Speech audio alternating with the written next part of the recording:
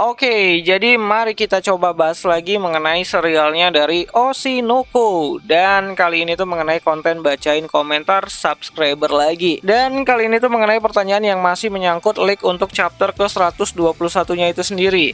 Ya, jadi pertanyaannya itu adalah, lah bukannya si Aqua tuh sudah tahu ya kalau Ruby itu adalah si Sarina. Kok di chapter terbaru 121 leaknya nyebutin kalau si Aqua ini tuh mulai menyadari kalau Ruby adalah si Sarina. Aneh banget nggak sih?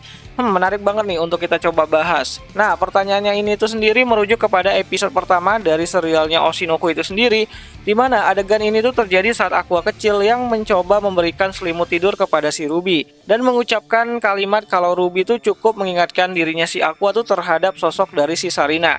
Namun kalimat tersebut itu ditepis sama Aqua sendiri dengan sikap percaya kalau kebetulan seperti itu tidak mungkin terjadi. Ya, di sini Aqua kecil hanya merasa kalau Ruby sangat mirip dengan si Sarina, bukan mengetahui kalau Ruby itu adalah si Sarina. Setidaknya itulah yang aku coba tangkap dari adegan tersebut. Sedangkan untuk leak dari chapter ke 121-nya itu sendiri dikatakan kalau Aqua mulai menyadari kalau si Ruby ini tuh adalah si Sarina. Karena pada saat itu Ruby tampak menangis sambil memegang mainan kunci yang Sarina pernah berikan dulu kepada si dokter guru. Ya, yang mana hal tersebut itu sendiri menjadi salah satu penyambung plot dari chapter ke-77 dari adaptasi manganya itu sendiri, di mana Ruby mengambil mainan kunci tersebut sebelum petugas kepolisian datang ke tempat kejadian penemuan mayat dari dokter guru itu sendiri. So, dengan bukti keberadaan mainan kunci tersebut, bisa saja aku berpikir kalau Ruby mungkin saja mengetahui sesuatu soal dokter guru ataupun Sarina di masa lalu.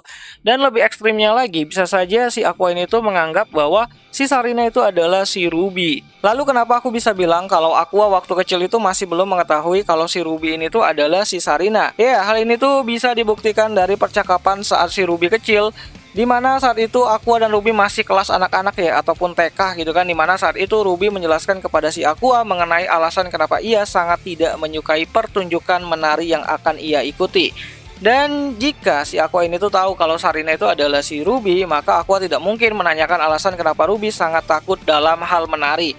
Ya, hal itu karena Aqua tahu persis ya keadaan si Sarina di masa lalu. Karena Aqua tidak tahu kalau Ruby itu adalah Sarina, makanya si Aqua ini tuh menanyakannya. Dan Aqua hanya bisa menduga kalau Ruby di kehidupan yang sebelumnya itu adalah seorang penyendiri.